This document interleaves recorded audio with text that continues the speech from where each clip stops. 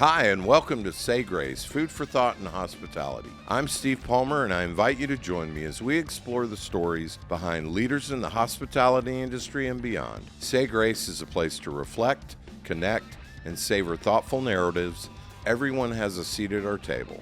So pull up a chair and let's discover the transformative power of hospitality together.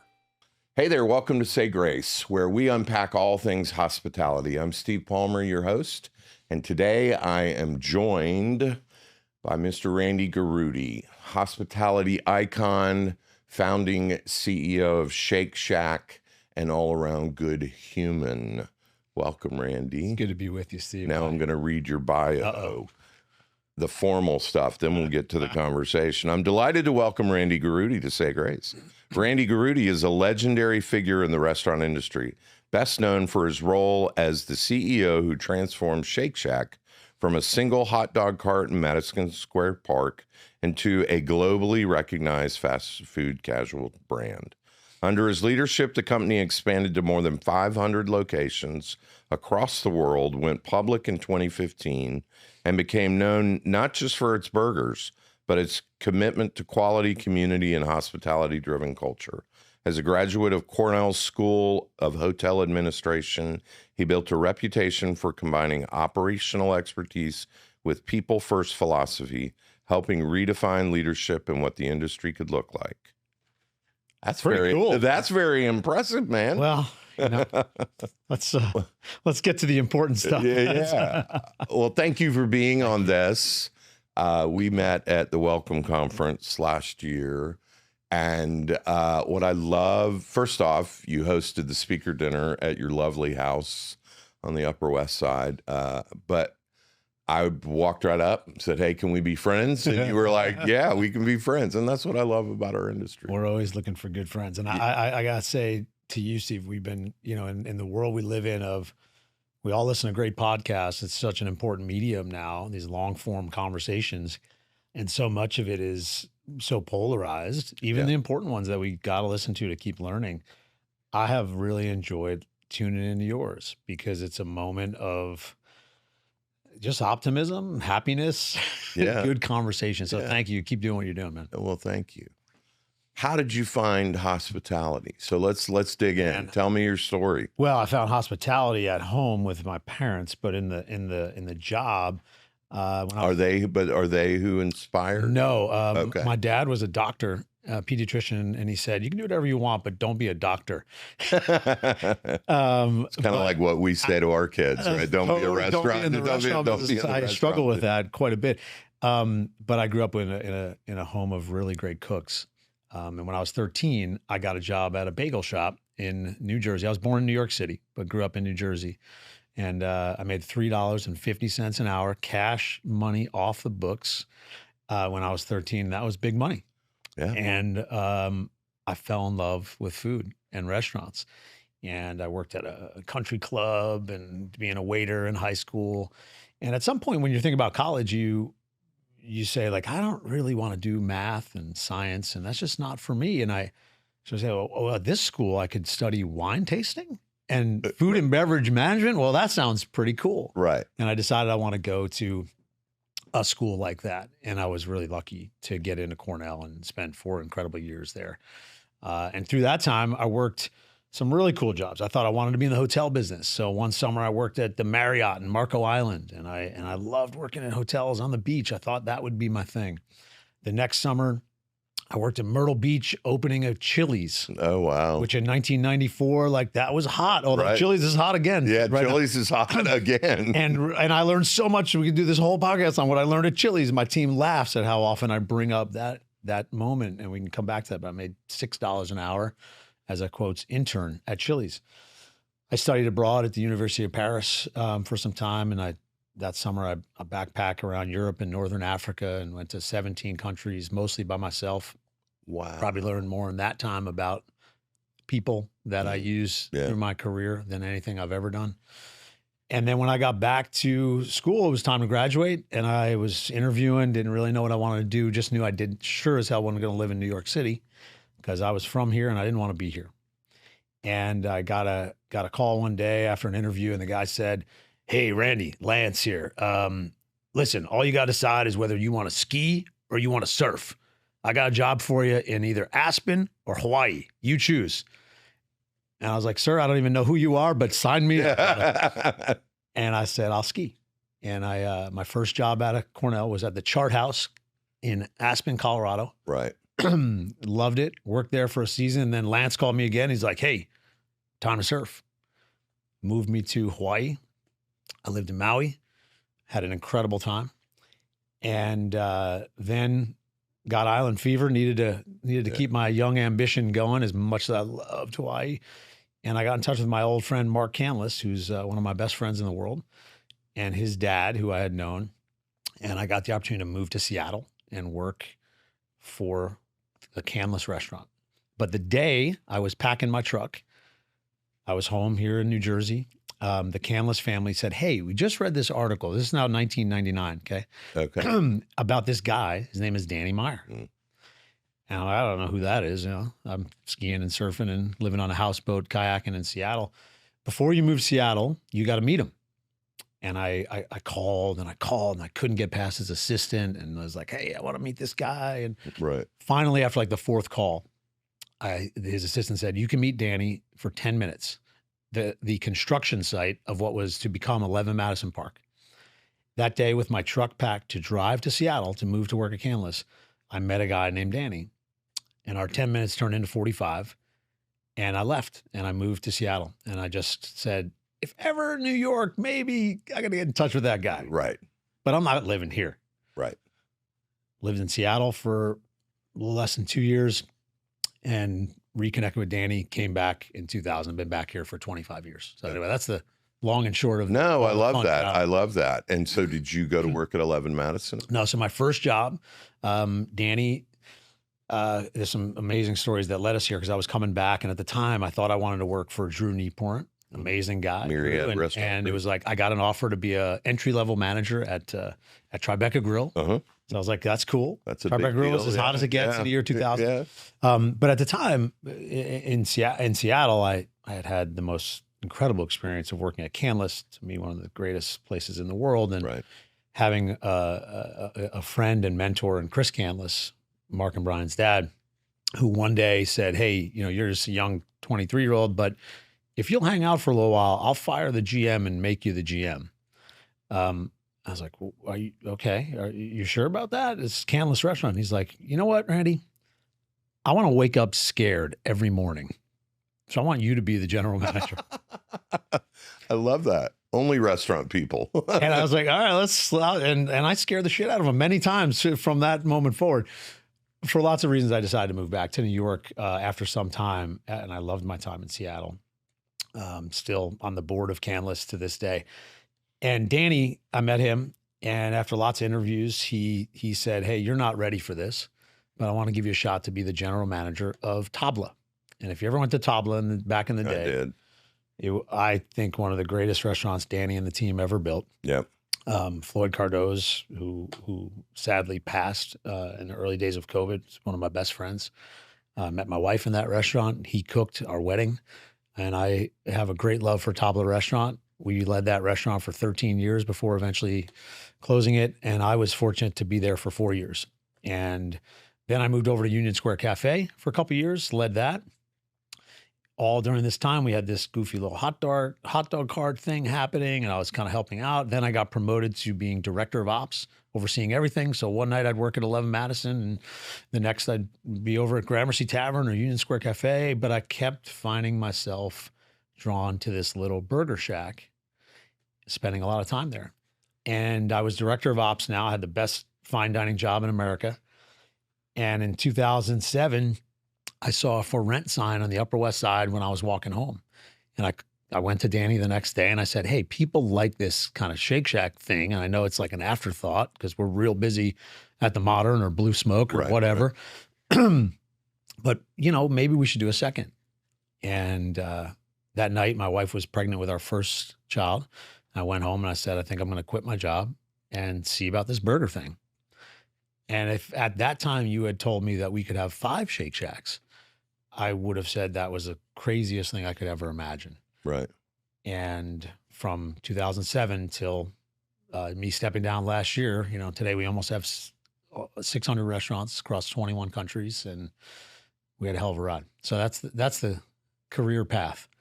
I love it. In short, when you first came into Union Square, coming from Canalys, was the culture different, or what was when you came in the door? Were you like, wow, this is a whole other level? And I'm not comparing to Canalys. I'm more saying, what was that initial experience coming into Union Square Hospitality? Yeah, it was. I think the level of kindness and hospitality shocked me at how amazing it was in New York, because to me, New York was the concrete jungle, and I was living in these cool resorts, and that's what restaurants were to me. Right. But then I got to see, whoa, you can do this in a cool way in New York City. But back then, you got to remember, Danny Meyer wasn't Danny Meyer, who we know of as this. 99, there were 2 restaurants. Two restaurants. Right. He's a guy with 2 amazing restaurants. Right. Everybody loved him, but like he wasn't Danny as we think of him today. And then there were 4 restaurants, Tabla and 11 Madison. Right. And those days were, the 4 GMs would get together and go to breakfast and talk about stuff. Every meeting, Danny was in it. Right. And the partners of Union Square what later became Union Square Hospitality Group. Richard Carrain. And Paul and David and Michael Romano. Those were the original partners, and we all did everything together. And it was a special time. When, today you start to have some of these guys who are leaving, like me after 25 years, and Richard Carrain after 30 years just announced he's leaving. Yeah. When you tell those stories of those early days, first of all, the restaurant business, as you've talked about many times, was quite different. Very different. But the core of it was special. And at that time, if you had told me I would work for the same company for 25 years, I would say you were out of your mind. And, one of the best leadership lessons I learned came from Chris Canalys the day I sat down in Seattle and said, hey, I'm leaving. I want to move to New York.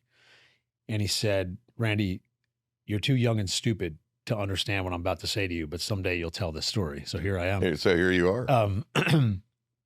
Real learning doesn't happen when you jump to all those fun places you just told us you lived.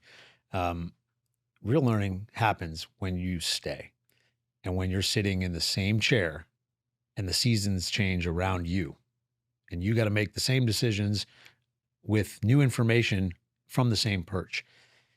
And I was like, yeah, but I'm moving to New York. See you later. 25 years later, having worked with Danny that whole time, if anybody in my company knows me, they hear me say, staying matters, staying matters, staying matters. It is where we learn it. And too often you're a guy opening a lot of restaurants and you got to jump and you got to move that guy because he's really good. So we're going to move to the next one. And that person is going to move there. Sometimes we just got to stay. Amen. And Danny was really good at, there were many times when Blue Smoke opened, I was like a year into Tabla and I'm like, hey, I'm your guy. And he was like, get back to Tabla. And then a couple years later, I was like, hey, I'm your guy. Let's open restaurants together. I want to hang out in the office. And he's like, how soon can you get to the front door at Union Square Cafe? See you there.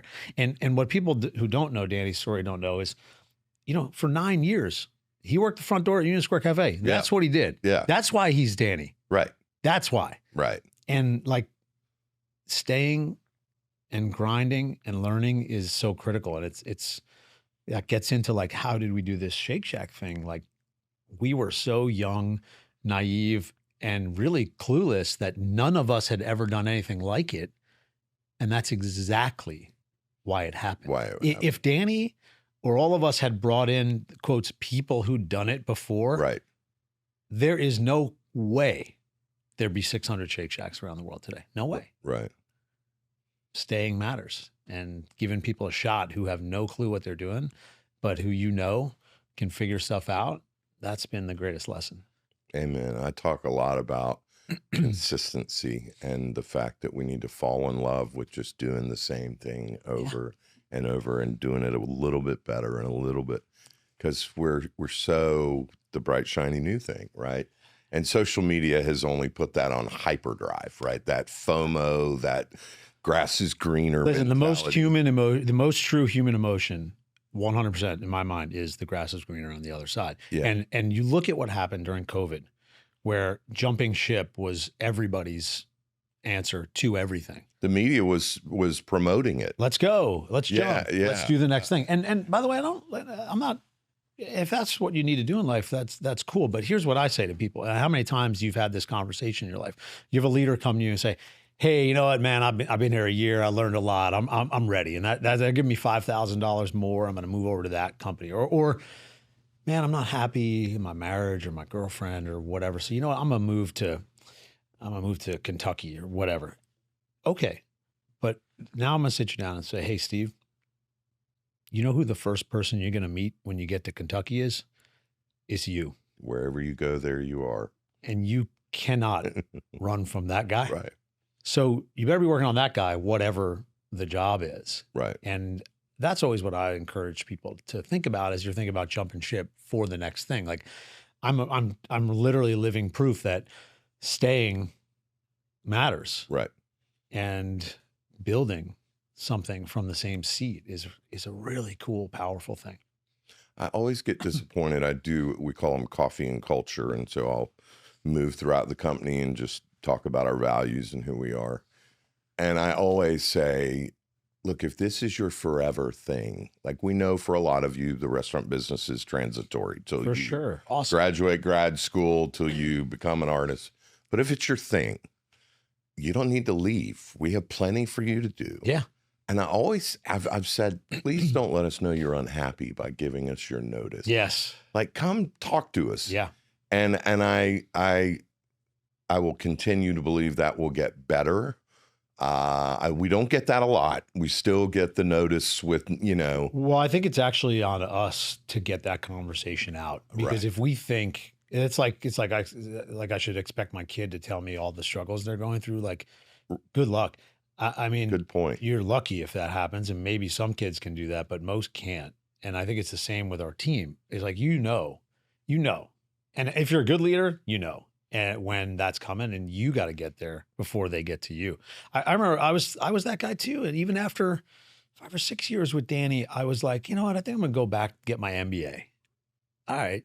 And then I looked at that and I said, do I actually want the job that I'm going to get after I spend 2 years spending all this money I don't have to go get an MBA? And I was like, no, I kind of want the job I have now. Right. So like, maybe I'll just hang out and see where it goes. And, right. Who the hell knew it was going to turn into being a public company CEO? I mean, I couldn't spell IPO in 2015 when we took a company public. But crazy stuff happens, especially in this industry. It doesn't, I always say, like, it doesn't mean you stay in an unhealthy situation. No. If it's unhealthy, then you that's gotta different. Yeah. But if it's hard, like, yeah. Choose your hard. It's all hard, right? Listen, every one of us has joys that we get out of this business, and every one of us has stuff we don't want to do. Right. Every job has it. Nobody wants to clean the fryer when it blows up. Nobody wants to clean up the guy who puked over there. Like, nobody wants to do it.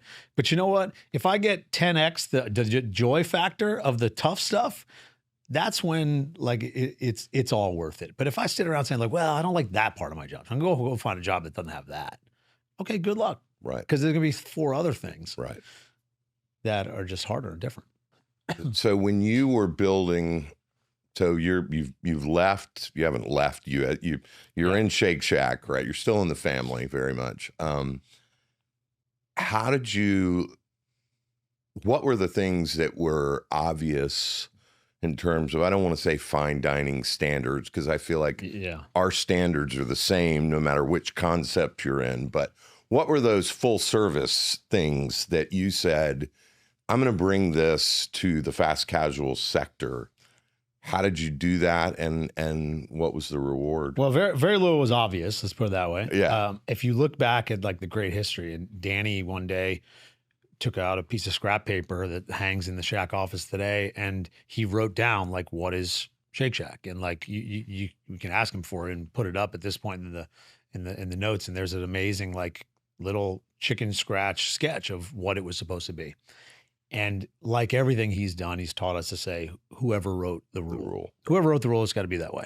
Why does fast food burgers need to be horrible ingredients, terrible experience? And by the way, the best thing you can do for our company is if you just go around the back and don't come in, right? Like that's what it became. Right. And we said, well, whoever wrote the rule, it can't be a gathering place and really high quality food. And you know what? You shouldn't eat a burger every day. So when you eat one, like make it a really good one. Right. And we just said that about everything. And when I surrounded myself with a group of young, naive leaders who came from mostly our fine dining company. And our mindset was just, hey, let's build one cool restaurant. And that's it. And today, I just did a speech at Columbia Business School, and you talk to a lot of young entrepreneurs. People come to you all the time and you say, oh, I got my concept. Here it is. Oh yeah. Check this business plan out, man. Right. I'm gonna have 100 of these. Awesome. Show me the one thing you're gonna do that's actually gonna work. And if you show me the commitment to that one thing, maybe someday you'll earn a right to have a second one. And that's how we treated it. Right. We opened the second, we worked our ass off. Very quickly after that, we opened in Citi Field in the Mets baseball stadium. That was our third. There was a series where all of us worked 60 days straight. I'll never forget it. And if you went to Citi Field and the Mets in the first season of 2009, I probably gave you your burger at night. And then during the day, I was working at the Upper West Side Shack, and we were just grinding. And for 0 minutes did we ever say, we're going to take the company public someday. Right. And this is important for people to hear. I mean, it really is. This is where, like, man, you just like, it doesn't mean don't have a great vision. Sure. And don't have goals. Like, yes, of course, but man, you got to be grounded in where we're at. And after we took the first kind of investor money in 2009, right around this time, we had really 2.5 restaurants. The person who gave the majority of that money, he came to me at a cocktail party and he said, hey, I just gave you $20 million. Like, do you think there can be 50 shacks? And I was like, dude, that sounds like a lot. I don't know, man. And I could have lost my job in that moment. Right. Danny's over there going, don't say that. But like, that was a pipe dream. Right. And I think because of that, honestly, I think that the true organic approach to just one burger at a time, and bringing the fine dining ethos of, we had an aesthetic, we had a mindset.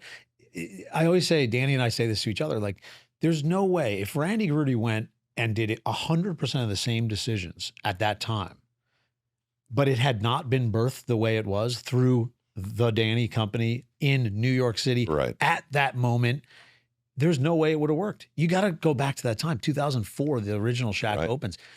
You never heard of an iPhone. Facebook was being born in Zuckerberg's dorm room. Right. Like, these things were happening. And then all of a sudden, we were the part of that. We created the Shack Cam, which in those old days. I remember the cam. Like, you used to look, and if you were really cool, you had a BlackBerry. And you could skip work for a little bit because you had your BlackBerry, and you could get on that line and wait an hour or 2 hours or whatever it was. And I waited an hour and a half in January for a caramel milkshake. Well, thank you for January, because this is one of the great arguments that Danny and I had. We've had many over the years. We don't agree on everything, and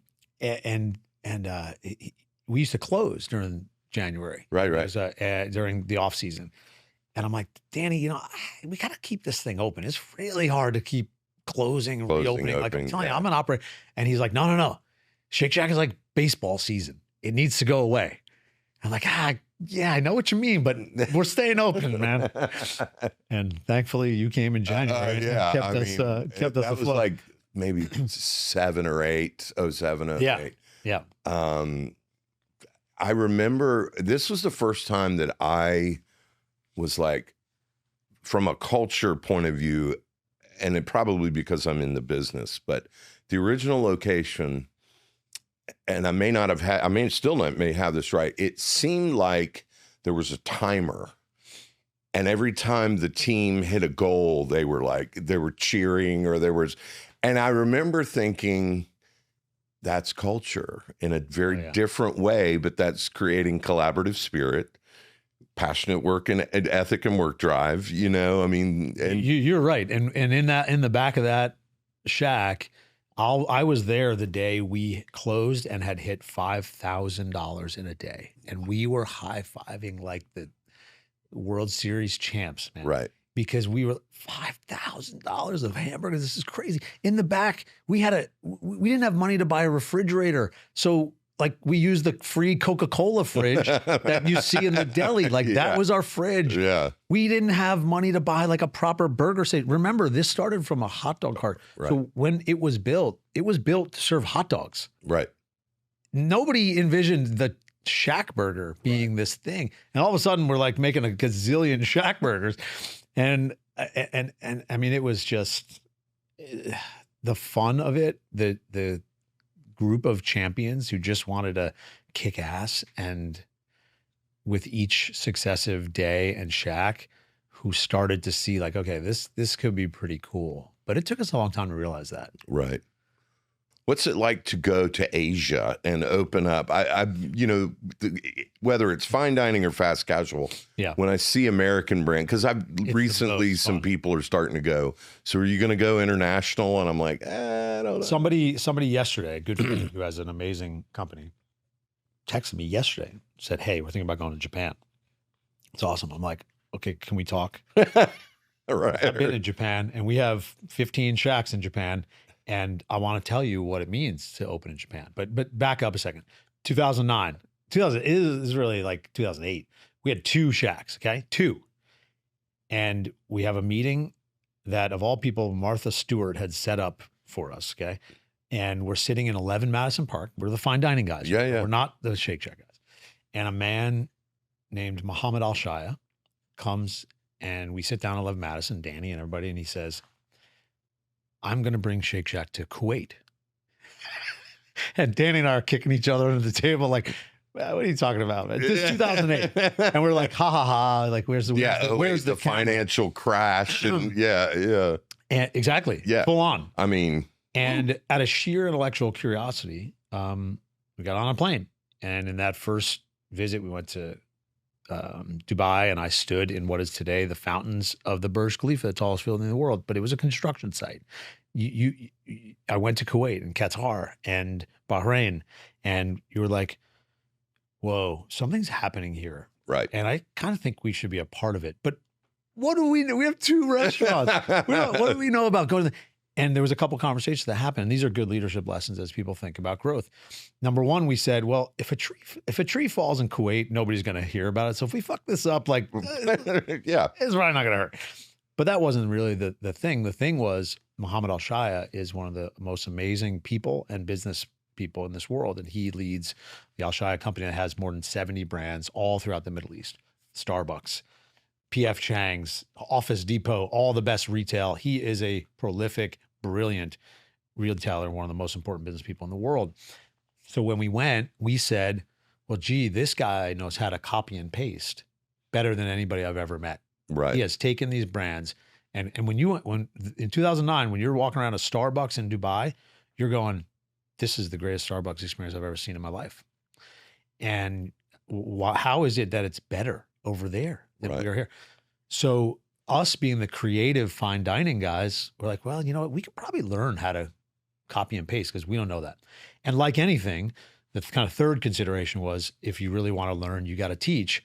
It forced us to have to teach what Shake Shack is to another partner. And man, we made every mistake in the book. In 2011, we opened our first Shack in Dubai. And by that time, we still had like less than 10 Shake Shacks. Okay? Right. So it was crazy. Any smart, but someday, by the way, when the Harvard business case study is written about Shake Shack, or there has been some, they will opine on like whether this moment was one of the most brilliant or stupidest decisions we ever made. And I was sitting there in Dubai myself, and I was in the freezer for a day throwing out the burgers that were freezer burned because we didn't know how to send burgers across the world. And we had to figure out everything.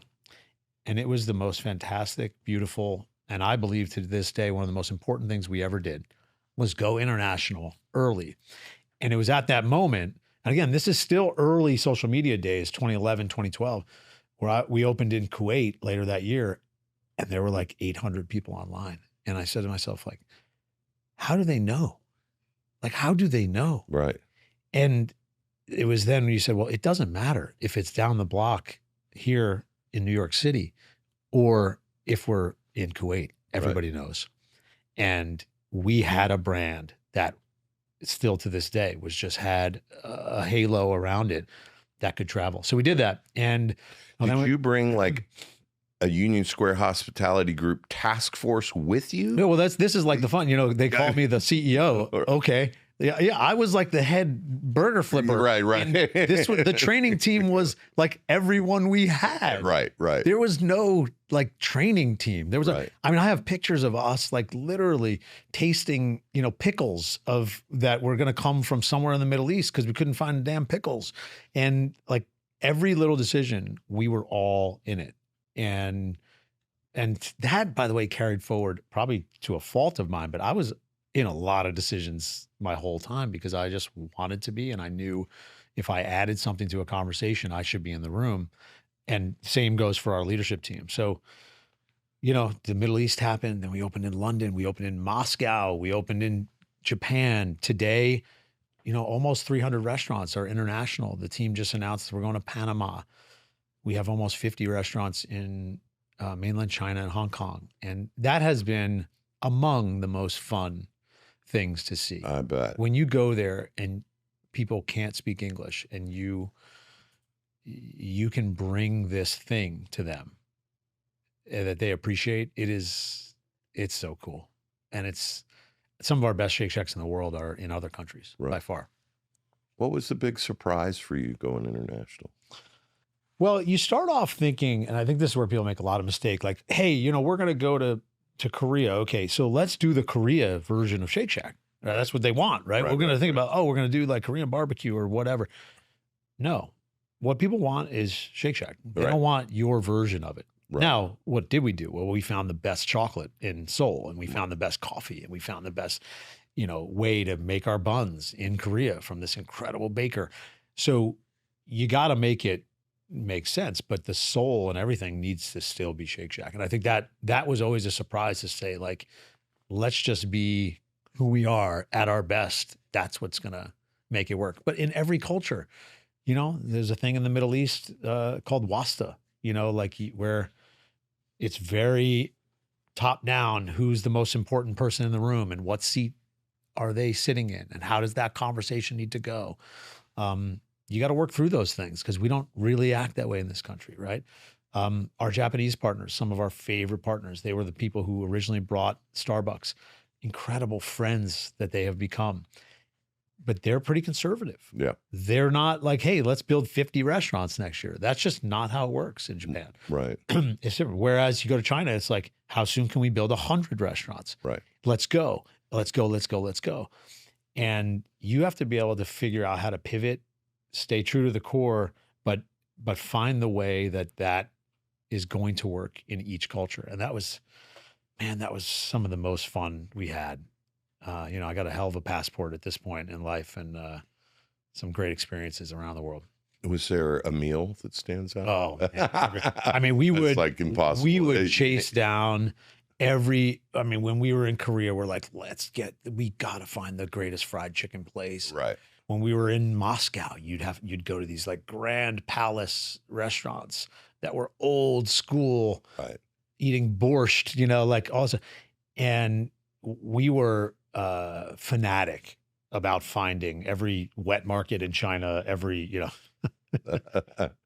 everything you possibly could. I mean, we did some great stories, but like one of the stories I sometimes tell people in January of 2020, we were in Shenzhen and Guangzhou. Whoa. And I was in that area of South China when Wuhan closed down. Whoa. And my wife's calling me and she's like, hey, you sure you know what's going on over there? You probably want to. I'm like, yeah. But I'm Randy Garutti. Like, bad things don't happen to me. So I'm just going to stay here and finish this trip. And I mean, the stories from that trip where things very quickly started to shut down. We were at like food festivals eating off the street and we're like, and meanwhile, like Wuhan is shutting down and you didn't know, of course, what was coming at that time. And we kind of caught the last flight out of Shenzhen to Tokyo because that was part of the trip. We were going to go see our Japanese partners. And I got pictures of us in masks and donning these like kind of capes of protective clothing. And had it been another couple days, I might still be there. Right. Oh, God. Anyway, lots of learning through that time. Do you feel like all the countries you've been to, hospitality is universal? This is one of the greatest lessons, whether it has been Saudi Arabia, which when you say that inspires a lot of thought in people's minds. Well, what does that mean? How could you open there? China. You know what you learn if you're willing? Everybody's just trying to get through life. Right. We are all just a bunch of human beings trying to get through our day. And every culture is wildly different. But how they greet you, how you are received, what are the customs of basic etiquette is very different in China than it is in Japan. Right. But at the end of the day, like, people just want to be led. People just want to be served, and people just want to enjoy their lives experience. And like, that is what you come back learning. Like, everybody just relax. Okay. Like, we're selling cheeseburgers. Right. We're not curing cancer. When I think about we're in a moment today of all this tariff conversation and reordering the world order and all these things. Okay. I don't really worry about that stuff too much, because like, I've been to China lots of times. You know what? Chinese people just want to get through their day. Right. And you know what? That's right. As it pertains to our business, they kind of just want a cheeseburger, and they don't really care about the politics behind it. Right. And we never engaged in all of that. And we always seeked to just listen, learn, and be respectful. And whatever that culture brought, we were going to be a part of that, while importing our own world of what Shake Shack is a community gathering place. Yeah, we got a great cheeseburger. We didn't invent the cheeseburger. Right. Yeah, we have great shakes. Like, they're really good. They're really good. But so are a lot of other people's, okay? Right. But what we did better than anybody is we put together in a package that was comfortable, where you wanted to gather with your friends and you just had a good time. And I think by doing that, we created something that's easy for anyone to be around. You said something powerful. Listen. You started by listen, learn, and be respectful. I say a lot, listening is one of the highest forms of respect you can show someone. Absolutely. Just like engaging, not interrupting, seeking to understand, not already having the answer when they're halfway through this. Well, by the way, like that's work for people like me. Right. Like, I wasn't born to just listen. My wife is the most amazing, empathetic person, and she was born to listen and really listen. I was born to be like, yeah, but I know what I'm doing. So like, I gotta work on that. Right. That's a skill that people who, are kind of running off at 100 miles an hour, like a lot of people in our industry. And by the way, like, don't stop being that way. That's what makes you great. Of like, course. Awesome. Yeah. But like, at the end of the day, if you looked at my 360-degree review for the last 25 years, it would always say the same thing. Like, wow, this guy does a lot of cool stuff. But boy, he kind of forgets what he leaves in his wake. And yeah, like, he always listens and always takes our opinion, but then he still does what he wants to do. Right. And I'm like, you're damn right. And what I say to people, one of the leadership lessons that I try to share and lead with, especially in our company, especially as we got bigger and lots of people need to make lots of big decisions. Right. This year, this company's going to have almost $2 billion in sales. Okay. There's only so many decisions I can be a part of. I would say to people, hey, Steve, you work here. You can do whatever you want. I'm looking you in the eye as a leader. Do whatever you want. Whatever you think is right. But you better be right. And that last part stops you in your tracks. Of course. Because then you're like, oh shit, I actually have to be responsible for that decision. Yeah. So like, I love giving you the power to do it.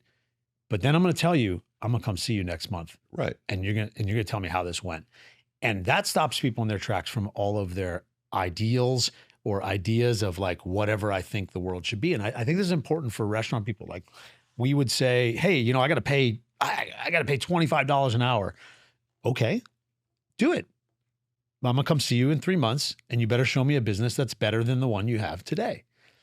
So you better be right. And I have to live that Myself. Right, of course. When I go to I'm a public company CEO. Nice guy. Thank you for your 20 years. But if the next quarter isn't great, you're gone. Right. So I would have to go to my board and say, like, this is my decision, and I'm going to stand behind it, and I better be right. Right.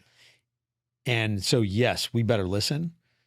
We better take everybody's opinions in, and then we better go make the decision that we believe is right and be willing to stand behind it no matter what. And by the way, it doesn't mean you're not wrong. That's right. But you better not be wrong about the same thing twice. And that is the way I push people all the time in our company, to like go for it and be responsible, having thought out your actions and go get it. Tell me about taking a company public, because this is like so fun. I mean, again, I didn't know anything about that world really, and I'm a restaurant guy my whole life, and right. Danny, and to our credit, our board, we always had a board because we wanted to act like one long before we were public. We had a real board, and we believed in that. We had independent board members, investors, people who, were involved, and we acted like a public company.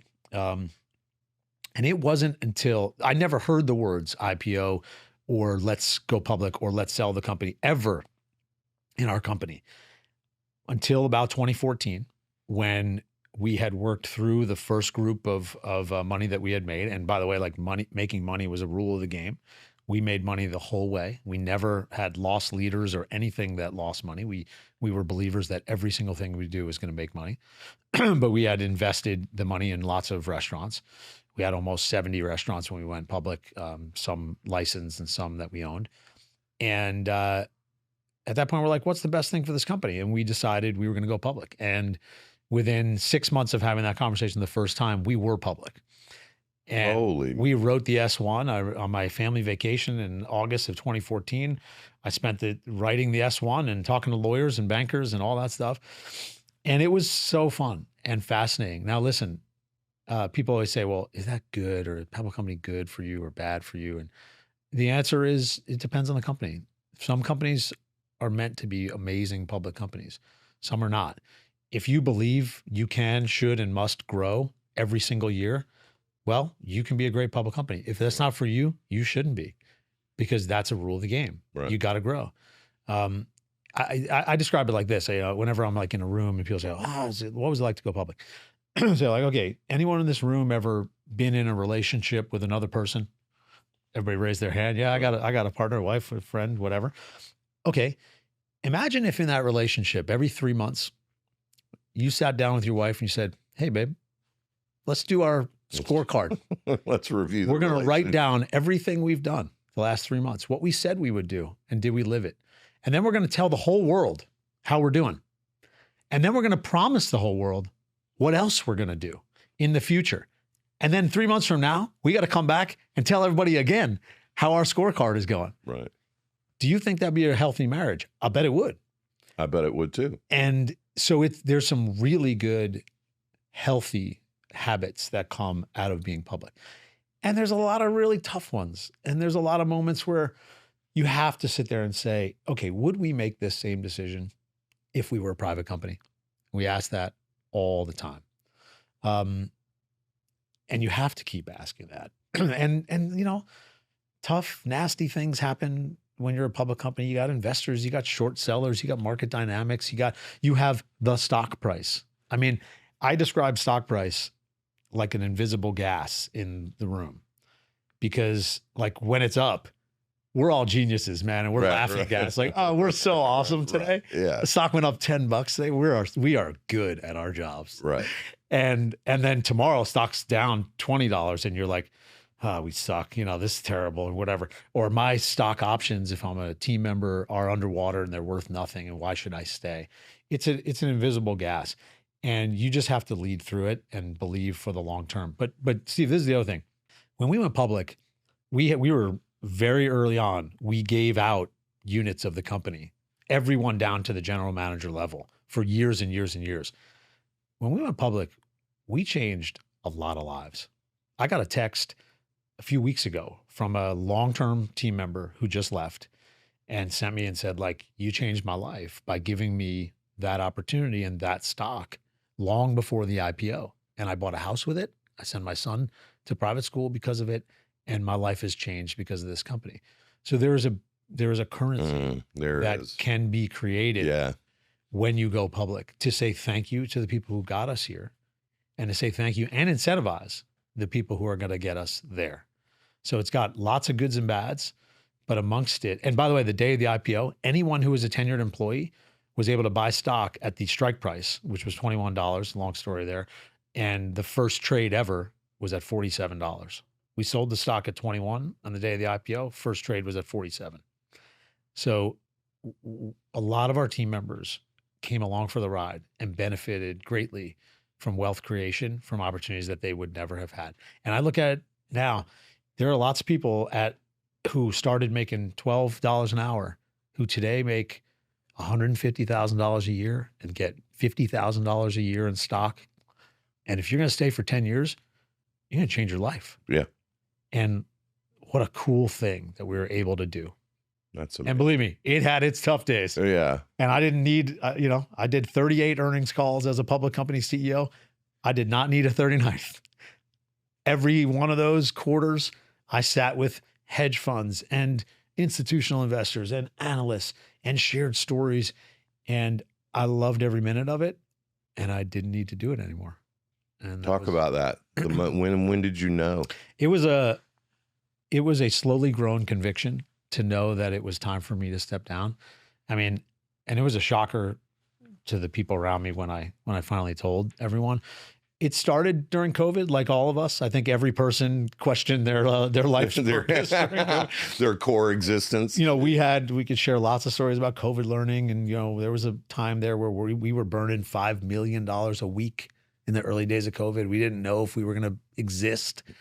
We went through so much change through that time, and it was hard. And I do think anyone in a leadership position during that time probably aged 10x the real lifetime. And I was one of those, and it wasn't easy emotionally, physically, all of it takes its toll, but that wasn't really enough. And I said, well, at some point I'm going to leave, but let me make sure this company gets back to a solid footing. So we kind of did that. And then we had an activist investor get involved, and I was like, all right, well, you got to get us past this moment. And we did. We got past that moment and kept going. And then eventually I just had a moment where there were a number of things that happened. Number one, I just was craving. The only thing in my life that I wanted was more time with my kids and my wife. And I'll give myself pretty high scores of being a pretty good husband and dad for the last 20 years.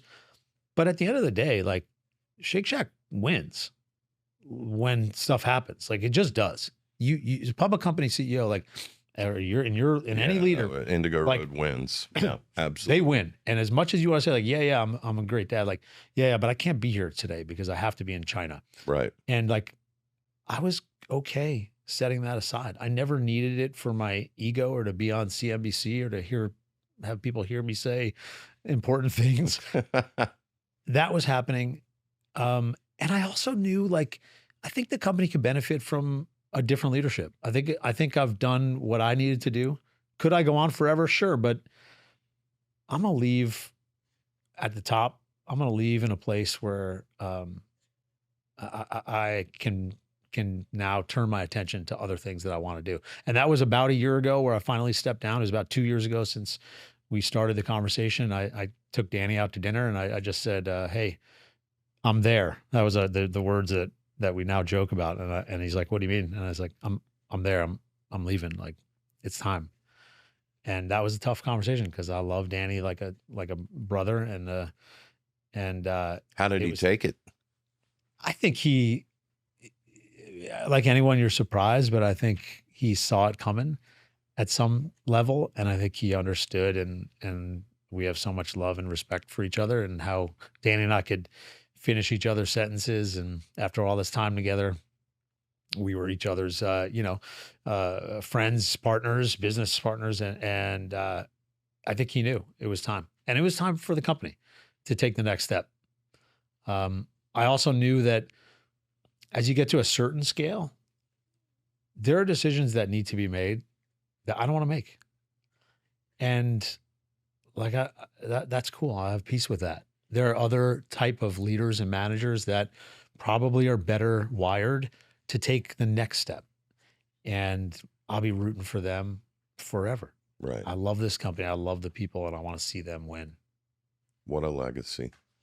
A job well done, sir. I hope so. What does the word hospitality mean to you? Man, I try not to trip over all. We've all sort of started to sound alike here from the band of brothers. Yeah. A lot gifted to us by Danny. I would say my real definition is just that you feel like I'm on your side. In this conversation, when I got my coffee with my kid, do you feel like I'm on your side? That to me is hospitality. And most interactions we have are not that way. No. I'll give you a quick story that one of the original partners, Paul Bowes-Bevan of Union Square, is a legend, started at Union Square Cafe on day one. He shared this great story.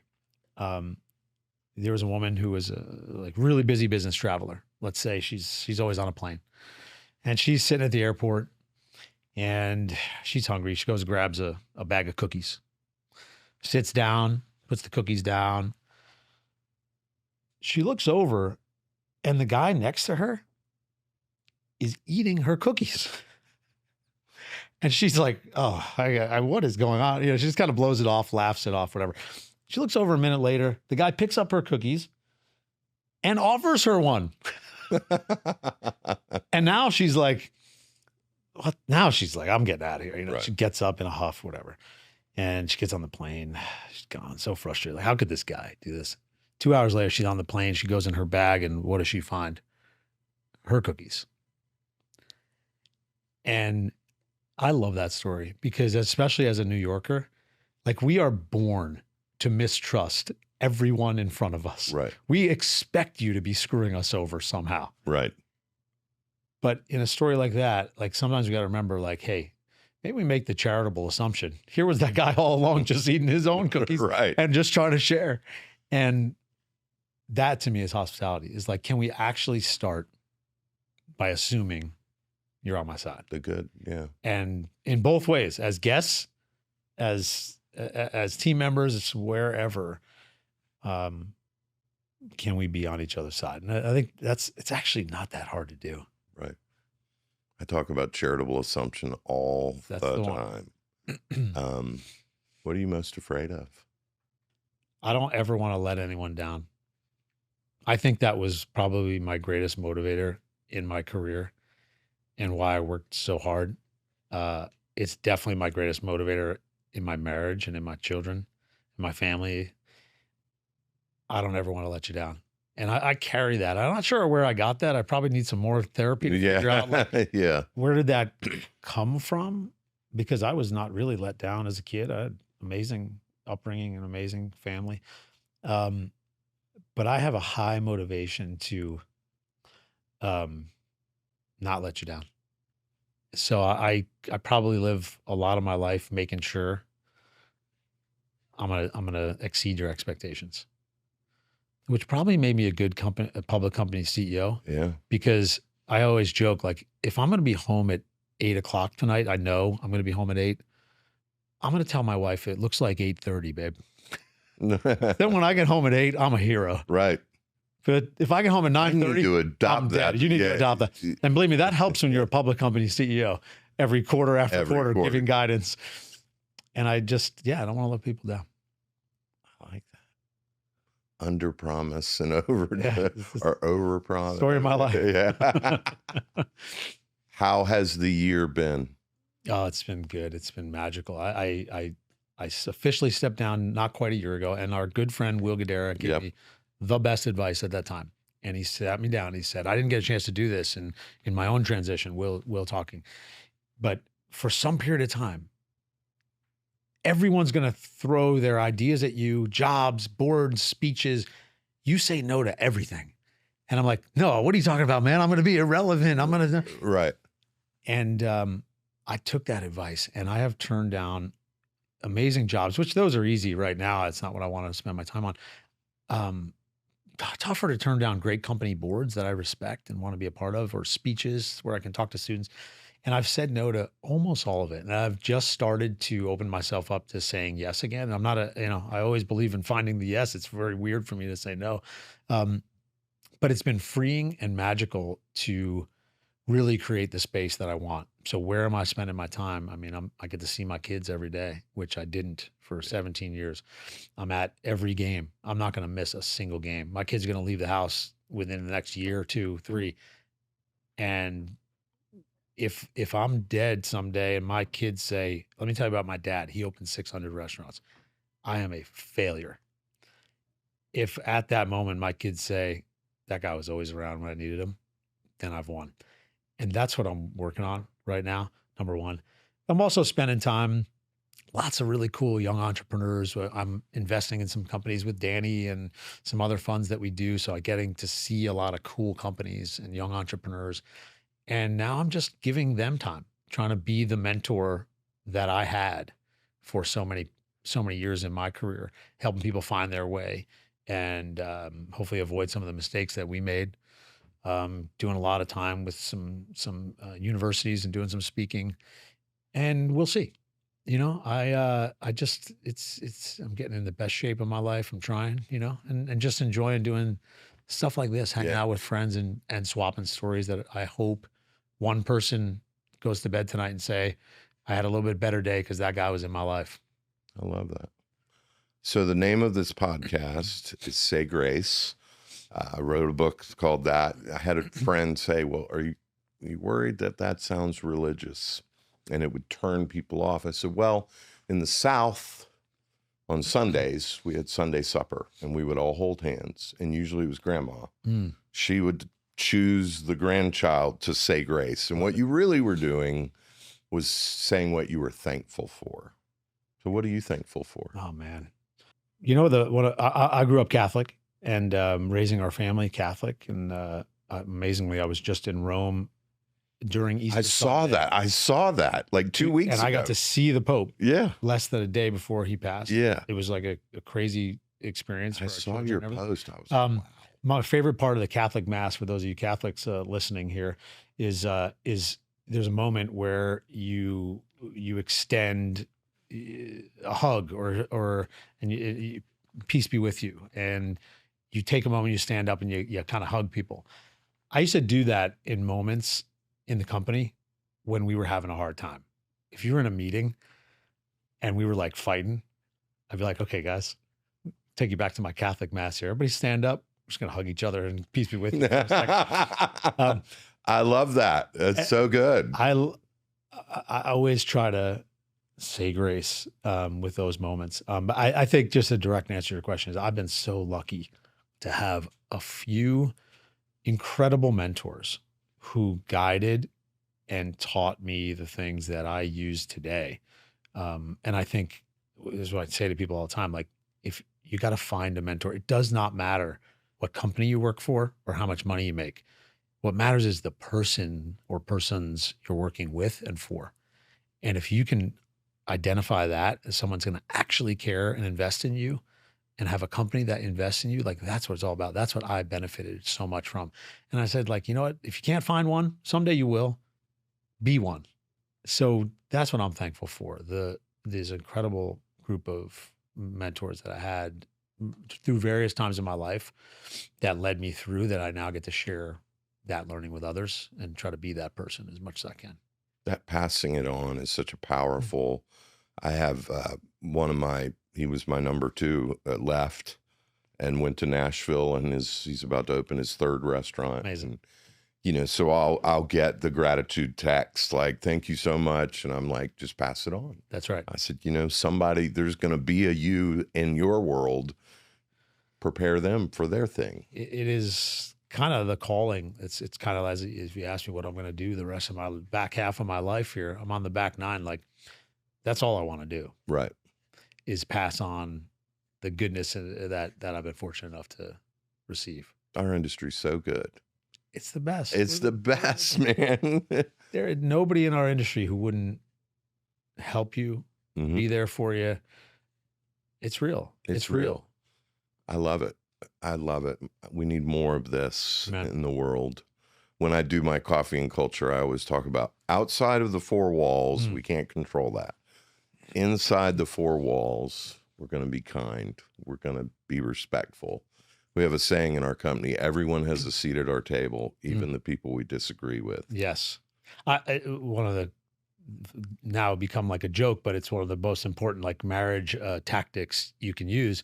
My wife and I learned many years ago is like, you cannot control your first thought. No matter what, you are, whatever got you here is gonna think for you immediately. But you can control your second thought, and you better figure out how to act on that one. Right. If you act on the first thought, almost entirely you're gonna get in trouble. Right. But can we act on our second thought after we've felt it, processed, and then like, okay, now I got to figure out how to do that. And that's training. That's very cool. Thank you, Randy. I appreciate you. Good fun. We've got a big ass cast iron for you. Yes, I'm going to cook tonight. So this is Let me season this up. Yeah. Wow. It's a company in Charleston. Yeah. So we brought a little of the South. It's got your name engraved on it. Wow. So thank you for being on Say Grace, and really appreciate it. Best of luck. Keep spreading the good word. Yeah, man. Best of luck. Appreciate you. I hope you liked what you heard. Thanks again, Randy. If you liked it, share it, talk about it, repost. We're on all the major platforms. Tune in for the next episode of Say Grace. Thanks for tuning in to this episode of Say Grace, Food for Thought and Hospitality. We hope you join us next time as we continue to dive deeper into the inspirational stories about the transformative power of hospitality.